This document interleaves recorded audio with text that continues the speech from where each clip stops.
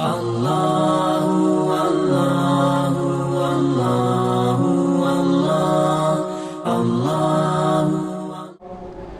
کو جو تکبر کرتے ہیں زمین میں ناحق، وَإِن يَرَوْا كُلَّ آيَةٍ لَا يُؤْمِنُوا بِهَا، اور اگر دیکھ لے ساری نشانیاں ایمان نہ لائے ان پر، وَإِن يَرَوْا سَبِيلَ الرُّشْدِ لَا يَتَّخِذُوهُ سَبِيلًا، اور اگر دیکھیں رستہ ہدایت کا تو نہ ٹھہرائیں اس کو راہ، وَإِن يَرَوْا سَبِيلَ الْغَيِّ يَتَّخِذُوهُ سَبِيلًا، اور اگر دیکھیں رستہ گمراہی کا تو اس کو ٹھہرا لے راہ، ذَلِكَ بِأَنَّهُمْ كَذَّبُوا بِآيَاتِنَا، یہ اس لیے کہ انہوں نے جھوٹ جانا ہماری آیتوں کو، وَكَانُوا عَنْهَا غَافِلِينَ، اور رہے ان سے بے خبر، وَالَّذِينَ كَذَّبُوا بِآيَاتِنَا، اور جنہوں نے جھوٹ جانا ہماری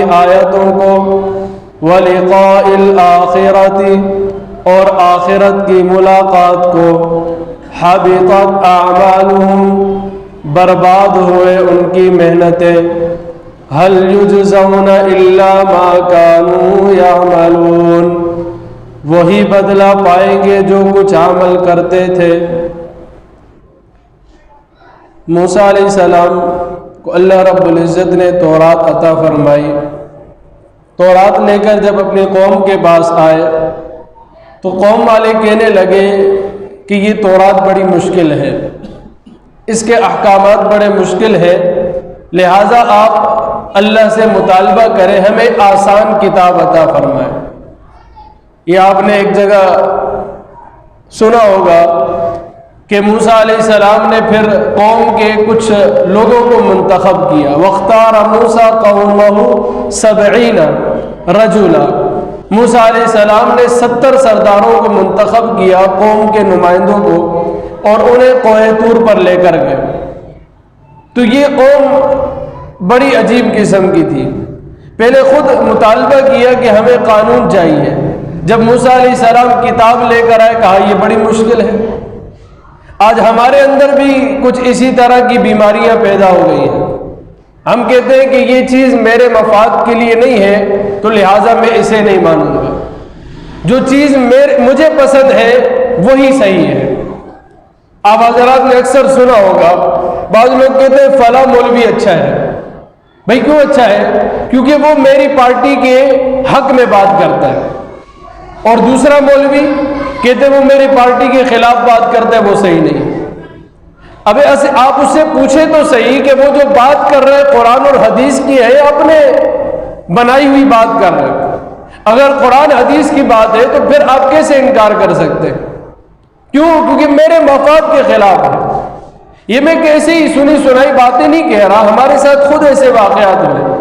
ایک ساتھی مجھے کہنے لگا مولوی صاحب آپ جہنم بہت بیان کرتے ہیں، تو میں نے کہا کہ حضرت آپ بیٹھتے تب ہے جب ہم جہنم بیان کرتے ہیں، جب ہم جنت کو بیان کرتے ہیں آپ گھر میں سو رہے ہوتے ہیں، تو ہماری اس میں کیا غلطی؟ اب کہنے کا مطلب اس کا یہ تھا کہ قرآن میں جہنم کا تذکرہ کیوں ہے، لیکن وہ قرآن پہ اٹیک نہیں کر سکتے، فوراً قرآن کو نہیں کہہ سکتے، لوگ کہیں گے یہ کافر ہے، تو وہ مولوی کو بیچ میں لے کر آتے ہیں، کہتے مولوی آپ جہنم بیان کرتے، بھئی مولوی تھوڑی بیان کر رہا ہے، یہ تو قرآن بیان کر رہا ہے، قرآن کے اندر جنت کا بھی تذکرہ ہے، جہنم کا بھی تذکرہ ہے۔ تو ہمارا مزاج ایسا بن گیا ہے کہ اپنی رائے کو فالو کرنا ہے، کسی کی رائے ہمارے ہاں معتبر نہیں ہے، قرآن حدیث کیا کہہ رہے ہمیں اس سے کوئی سروکار نہیں ہے، میرا نظریہ کیا ہے، میری ذہنیت کیا ہے، بس میں اسی کے پیچھے ہوں۔ اور آپ صلی اللہ علیہ وسلم نے 1400 سال پہلے اس چیز کو سمجھایا کہ آخری وقت میں فتنوں کا دور ہوگا، فرمایا اذا رأیت شحا مطاعا، جب آپ دیکھیں ہر بندہ دنیا کے پیچھے، دنیا اس کا نصب العین ہے، اگر دنیا کا فائدہ ہے تو وہ دین کے کام کرتا ہے، اگر دین کے کاموں میں دنیا کا نقصان ہے دین کو چھوڑ دیتے ہیں، دنیا کو نہیں چھوڑتے۔ اذا رأیت شحا مطاعا، جب دنیا کی پیروی کی جائے، آنکھیں بند کر کے دنیا کے پیچھے لگا جائے، اور فرمایا کہ وہ دنیا مؤثرتن، اور دنیا کو اثر انداز اپنی زندگی کے اندر کیا جائے، کہ آخرت کو بھلا کے صرف دنیا ان کا منشا اور مقصد ہے۔ اور فرمایا کہ اور اگر آپ دیکھیں کہ ہر بندہ کل ذی رأی رأیہ، اپنی رائے کے پیچھے لگا ہوا ہے، دین کی رائے کو نہیں مانتا، فرمایا پھر اپنی اصلاح کی فکر کرو، پھر لوگوں کی فکر چھوڑ دو، اپنی اصلاح کی فکر کرو۔ ہمارے ہاں جو جتنا کھوکھلا ہوتا ہے، جتنا اندر سے خالی ہوتا ہے، وہ اتنے اعتراضات کرتے ہیں کہ فلاں یہ کیوں کر رہا ہے، فلاں وہ کیوں کر رہا ہے، حالانکہ اپنی اصلاح کی کبھی فکر نہیں کرے۔ کہا دل کو چیر کے دیکھا تو معلوم ہوا کہ اس میں بہت سے رفو کی چیزیں تھیں۔ ایک شخص کہنے لگا، کہا جب اپنے دل پر جھانک کر دیکھا پتہ چلا اس میں بہت زیادہ گندگی ہے۔ میں تو لوگوں کو کہہ رہا تھا لیکن مجھے اپنی اصلاح کی ضرورت تھی۔ تو اپنی اصلاح کی جب فکر نہیں ہوتی تو پھر انسان دوسروں پر اعتراضات کی بوچھاڑ کرتا ہے۔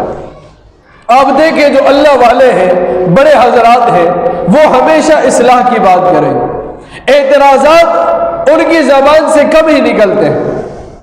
تو فرمایا کہ موسیٰ علیہ السلام کی قوم نے کہا کہ ہم یہ تورات ہمیں نہیں چاہیے، ہمیں ایسا دین دو جو ہمیں پسند ہو، ایسا دین جو ہمیں پسند ہو، وہ دین نہیں جو خدا نے بھیجا، جو رسول لے کر آئے، کہا وہ دین لے کر آؤ جو ہمیں پسند ہو۔ اب موسیٰ علیہ السلام نے ٹیم بنائی، کوہ طور پر گئے، تو وہاں جیسی پہنچے تو اللہ نے کلام کیا، کہا کہ یہ کتاب میں نے بھیجی ہے، موسیٰ علیہ السلام کو عطا کی ہے۔ اللہ رب العزت نے فرمایا کہ اس احکامات کو اور اس کتاب میں جو اللہ نے مسائل بیان کیے ہیں ان کی طاقت تمہارے اندر ہے، تم کر سکتے ہو، کیونکہ تمہارے پاس نیا نیا قانون آیا ہے تو تمہیں بھاری لگ رہا ہے۔ جیسے ایک انسان ہے نا، وہ بچپن سے نماز پڑھ رہا ہے، اس کے لیے نماز کوئی بھی اتنی انوکھی چیز نہیں ہے، کوئی بھاری چیز نہیں ہے، لیکن ایک بندہ نماز نہیں پڑھتا تو اس کے لیے اگر آپ اس کو نماز کا کہیں تو وہ ایسے جیسے پہاڑ اٹھانے کے مانند ہے، کیونکہ وہ کبھی اس نے کیا نہیں ہے، تو وہ نئی نئی چیز تھی۔ تو اللہ نے فرمایا کہ جب تم کرنے لگو گے تو یہ تمہاری طاقت کے مطابق ہے۔ اب جب کلام سنا تو کہنے لگے کہ قالوا لن نؤمن لك حتى نرى الله جهرة، اب ہم ایمان نہیں لے کر آئیں گے جب تک کہ اللہ کو سامنے نہ دیکھ لیں۔ فرمایا یہ بڑے عجیب قوم ہے۔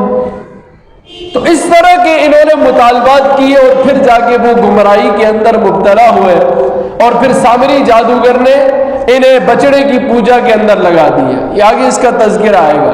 تو ان دو آیات کے اندر اللہ نے فرمایا کہ میں اپنی آیات ان لوگوں سے پھیر دوں گا، سأصرف عن آیاتی، میں اپنی آیات کو ان لوگوں سے پھیر دوں گا، الذین یتکبرون فی الارض، جو زمین کے اندر تکبر کرتے ہیں، وہ کلام الہی سے فائدہ حاصل نہیں کر سکتے۔ تکبر والا شخص کبھی بھی علم حاصل نہیں کر سکتا، وہ فہم دین کا مصداق نہیں ہو سکتا۔ تکبر کرنے والا قرآن سے فائدہ حاصل نہیں کرتا۔ اللہ فرما رہے سأصرف عن آیاتی، میں اپنی آیات کو ان لوگوں سے پھیر دوں گا۔ اللہ کن لوگوں سے؟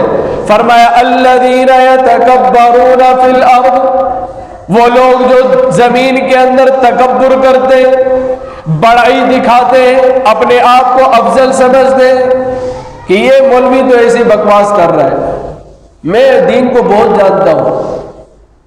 مشہور مقولہ ہے، فرمایا کہ لن ینال العلم حی ولا مستکبر، کہ علم کو نہ حیا والا شخص حاصل کر سکتا ہے اور نہ متکبر حاصل کر سکتا ہے۔ حیا باقی امور کے اندر پسندیدہ ہے، لیکن علم کے اندر حیا نہیں ہے کہ مجھے شرم آ رہی ہے مولوی صاحب سے کس طرح پوچھوں، اپنے مسائل ہیں زندگی کے، مولوی صاحب سے پوچھنے میں شرم آتی، یا کسی کو استاد بنانے میں شرم آتی، تو وہ بندہ علم حاصل نہیں کر سکتا۔ اور تکبر کرنے والا، اور یہ اس کے ساتھ بیٹھ کر میں علم حاصل کروں، اس سے میں پوچھوں، تو تکبر اور حیا یہ دونوں علم حاصل کرنے میں مانے ہیں۔ ام عائشہ رضی اللہ تعالیٰ عنہ کی حدیث صحیحین میں آپ فرماتی ہے کہ نعم نساء الانصار، کہ سب سے بہترین عورتیں انصار کی عورتیں ہیں، لن يمنعهم الحیاء، انہیں حیا مانے نہیں ہے، ان یتفقہنا، کہ وہ علم حاصل کریں، کیونکہ وہ جری عورتیں تھیں، فوراً حضور سے مسئلہ پوچھتی، تو صحابیات جو باقی تھی وہ بڑی خوش ہوتی، جب انصار کی کوئی عورت آتی تو بڑی خوش ہوتی، کیونکہ انہیں بھی مسئلہ معلوم ہو جاتا۔ تو حیا اور تکبر یہ دونوں چیزیں علم حاصل کرنے میں مانے۔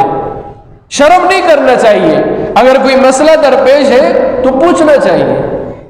ہمارے ہاں عجیب ایک رواج چل پڑا ہے کہ ہم روزے کے ایام کے اندر ساتھی آتے ہیں کہ حلق میں ایک قطرہ پانی چلا گیا، اس کا حکم کیا ہے؟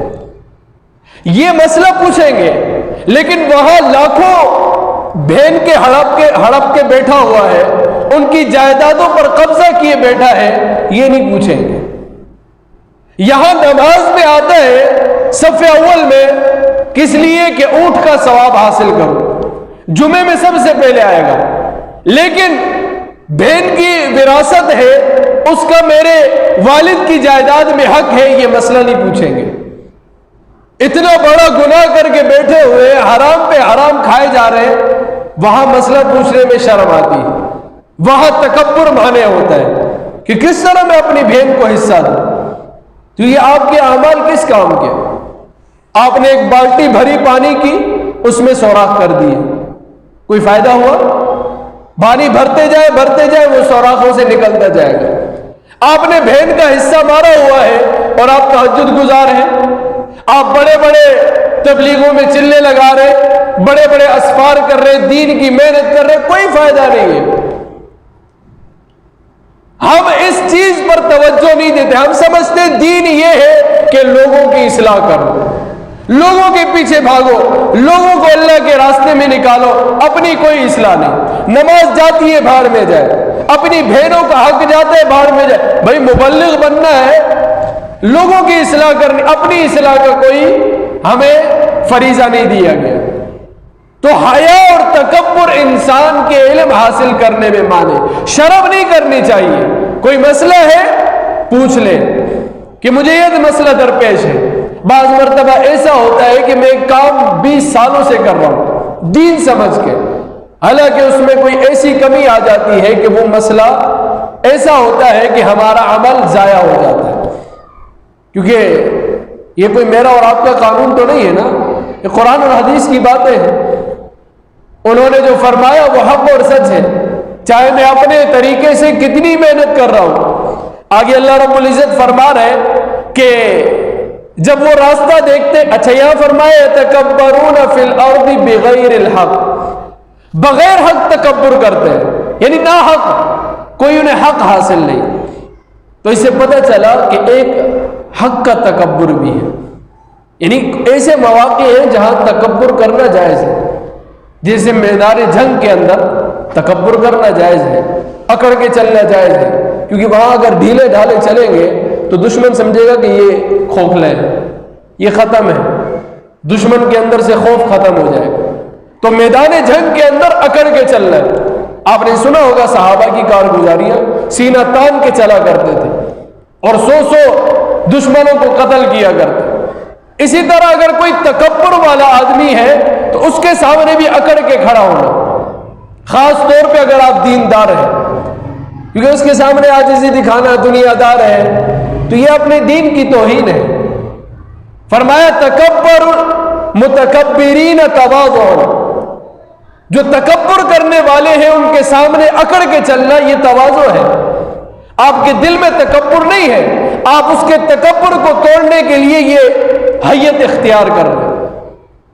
تو فرمایا یتکبرون فی الارض بغیر الحق، ناحق تکبر کرتے ہیں، اپنے آپ کو افضل سمجھتے ہیں، اپنے آپ کو اعلیٰ سمجھتے ہیں، یہ چیز بری ہے۔ یہ چیز جہنم میں لے جانے والی ہے۔ ہاں، اپنے آپ کو کمتر سمجھتے ہوئے صرف حیت متکبرانہ بنانا، اس میں کوئی حرج نہیں ہے، اور مقصد یہ ہو کہ میں اپنے دین کی سربلندی کروں، دشمن کو اپنی طاقت دکھاؤں یا اگلے کا تکبر توڑوں، تو یہ اس میں کوئی حرج نہیں۔ تو فرمایا بغیر الحق، اور جب یہ سیدھا راستہ دیکھتے ہیں تو اس کی پیروی نہیں کرتے، اور جہاں سبیل الغی، جہاں کفر اور شرک کا راستہ ہو، جہاں کھیل اور تماشے ہو، جہاں فحاشی اور عیاشی ہو، تو پھر کیا کرتے ہیں؟ یتخذوہ سبیلا، اسے اپنا راستہ لیتے ہیں۔ ہمارے ریاست مدینہ بنانے والے بھی کہہ رہے ہیں کہ جس ملک کے اندر ناچ گانا نہ ہو، ڈانس نہ ہو، تو وہ تو بانج ہے، وہ ملک کسی کام کا نہیں۔ یہ لوگ ریاست مدینہ بنائیں گے، تف ہے ان کی عقلوں پر۔ یہ لوگ جو ان کے پیچھے، ان کی بھی سمجھ نہیں آتی کہ ان کی باتوں کو سن کر بھی یہ اس آس میں بیٹھے ہوئے کہ یہ ریاست مدینہ بنائیں گے، یہ ہمیں آزادی دلائیں گے، اور صحیح اسلامی ریاست کیسے یہ بنائیں گے جن کے قول و فعل کے اندر کفر اور دشمن اسلام ان کا نظریہ جھلک رہا ہے؟ یہ کیسے اسلام کی آبیاری کریں گے؟ یہ تو اسلام کی بہکنی کریں گے، اسلام کو ختم کریں گے۔ تو اللہ نے فرمایا جب یہ اس راستے کو دیکھتے ہیں، کفر اور شرک کو، اس کے پیچھے چلتے ہیں، اور جہاں ہدایت کا راستہ ہوتا ہے، ہدایت کی بات ہوتی ہے، اس کو اختیار نہیں کرتے۔ اللہ تعالی ہم سب کو محفوظ فرمائے۔ الحمدللہ رب العالمین والعاقبۃ للمتقین، الصلاۃ والسلام علی سید الانبیاء والمرسلین، ربنا هب لنا من ازواجنا وذرياتنا قرة اعين واجعلنا للمتقين اماما، اللهم اجعل حبك احب الينا من اموالنا وانفسنا ومن الماء البارد، سبحان ربك رب العزة عما يصفون وسلام على المرسلين والحمد لله رب العالمين۔